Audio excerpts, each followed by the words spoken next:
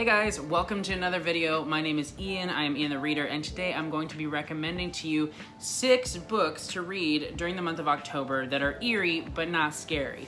Look, I understand some people just can't handle the really grisly stuff, the really gory stuff, or the really terrifying stuff. I myself love a good horror book. At the same time, I definitely want all of you to be able to get into the Halloween spirit to your comfort level. So I'm here today to recommend 6 books that I think have a really eerie atmosphere that may be a little bit strange, not exactly spooky, but can definitely get you a little bit in the Halloween spirit without being outright scary. So, without further ado, let's go ahead and get into my first recommendation. My first eerie book recommendation is The Enchanted by Renee Denfield.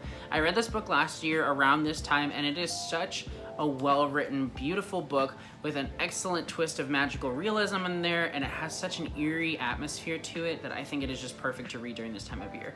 So The Enchanted is set in a prison. It follows people who are on death row and are preparing to face their demise, and it kind of just goes through a prison life. So this book is really interesting because it really drifts narratively. It's technically from the perspective of this unnamed inmate who kind of sees and hears everything, but he kind of has like a magical realism aspect to it because he kind of can see what's going on in people's lives and in people's hearts without ever leaving the prison. Like, he tells the story of a lot of different people who come in and out of the prison, people who work at the prison, and he never leaves his cell. He just sees these things.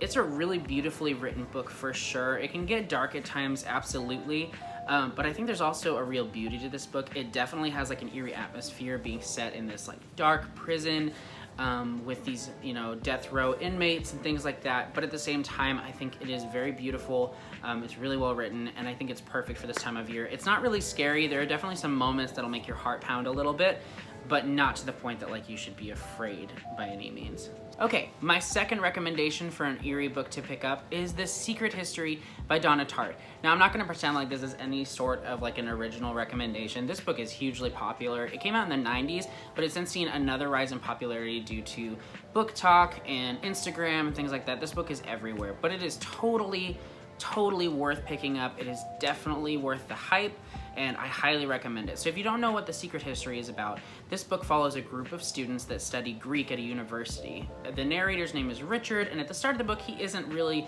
interested in Greek by any means, but he's drawn to these students and their eclectic professor, and he gets drawn into their circle, and he ends up studying Greek, and it delves really deeply into obsession and just kind of like their psychological states, and it gets super dark.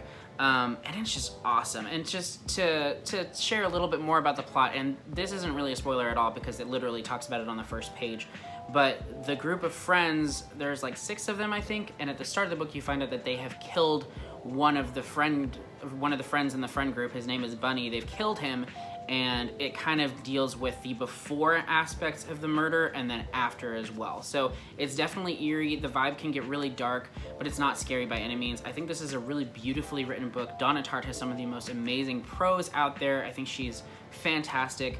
She's a genius. She really is. If you haven't read her other book, The Goldfinch, and I'm actually planning on picking up The Little Friend in December, her other book as well, she's such a fantastic writer. I think she's amazing, and I highly recommend The Secret History. It's got that eerie vibe you're looking for without being scary. You should definitely give it a try.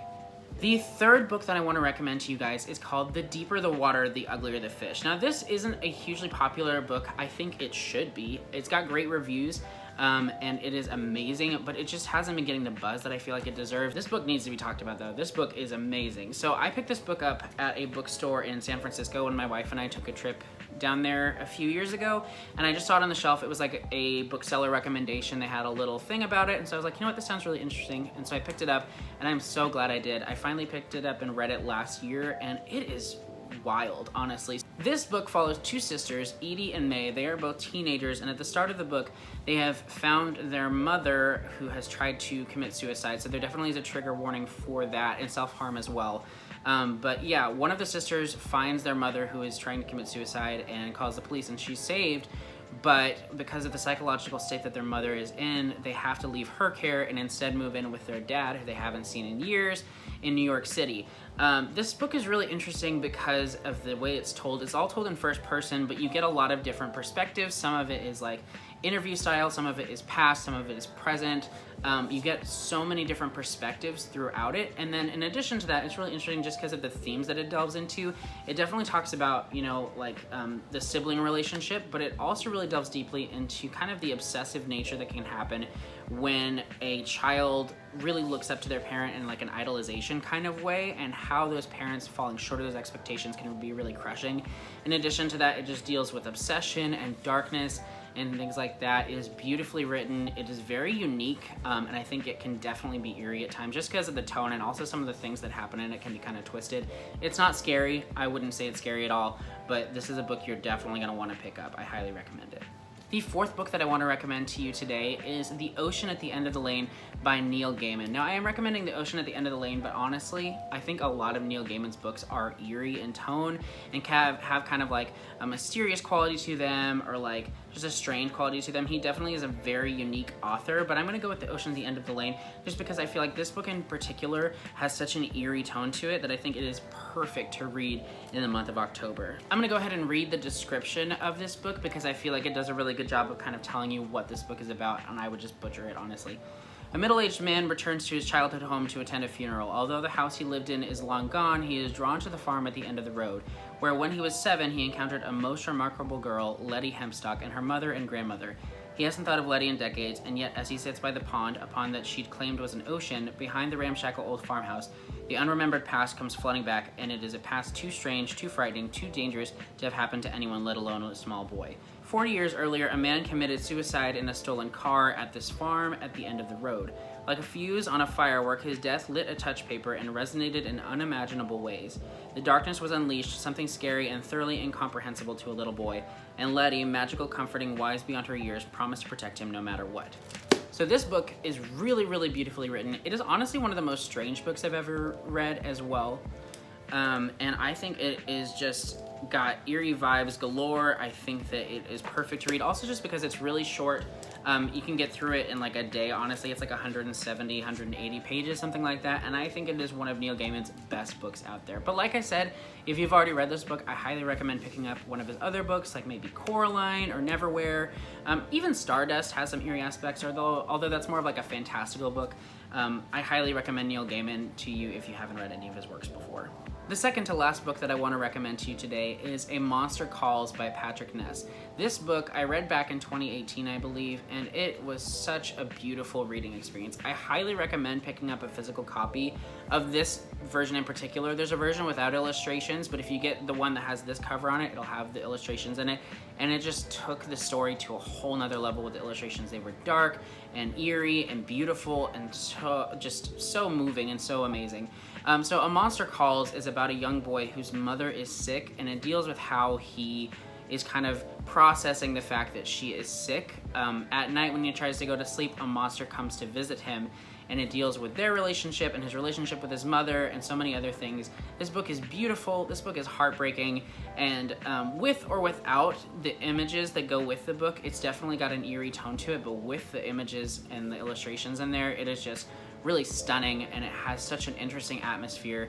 I highly recommend this book for this time of year, but also any time of year. This book is amazing. It is beautiful. It is gonna move you to tears probably, and there's also a great movie adaptation of it as well that just came out a few years ago. I highly recommend this book by Patrick Ness. The last book that I want to recommend to you today is actually one that I read very recently. I actually finished it in the last couple days of September, so it'll actually be featured in my October wrap-up rather than my September one, but that is Rebecca by Daphne du Maurier. So I've heard so much about this book. It's a classic, and it's been getting a lot of hype over the past few years, I feel like, despite the fact that it came out ages ago. And I enjoyed it. I don't think I enjoyed it as much as a lot of other people. I've seen so many 5-star reviews of this, and that's why I want to recommend it, even though it wasn't necessarily my favorite book. I think it was like probably a 3.5-star book for me. I think a lot of people love it, and for good reason. So Rebecca follows an unnamed young woman who meets a man who has recently lost his wife named Rebecca. She gets swept up in this romance with him, marries him, and moves to his home of Manderley. And it is very mysterious. There's a lot going on behind the scenes that you don't know about, and you kind of wonder about this Rebecca character. Who was she? What was she like? What happened to her? And really just atmosphere-wise, I think this book is really eerie. I don't think it's scary by any means. It's sort of a suspense thriller book. It definitely has like a mystery at the center of it, but I think more than anything, just the gothic aspects of it kind of create a sense of eeriness that really permeates throughout the book. Despite not a lot of eerie things happening, just the setting and the tone of it really convey that eerie sense. And I think it's a really great classic. If you want to read a classic that has an eerie tone to it, this is a really great one to pick up in the month of October. And that is it for my eerie book recommendations. I hope that you guys found a book in here that you can enjoy. I know that the Halloween time is such a fun time, but not everybody wants to be scared out of their minds or really just get into like the horror books. They want to find something that is kind of a nice medium of a little bit eerie, a little bit spooky, but not over the top. These books are great for everybody though. If you like scary stuff, you're still gonna like these books. Like I said, I love horror and I love these books. I think they're all really great. And I hope that you found one that you can enjoy. Leave a comment down below of your favorite books to read during the month of October. I would love to talk to you guys about those. Or if you've read any of these books, tell me what you think about them. I can't wait to hear your opinions. Thank you again so much for watching, and I'll see you in the next video. Bye!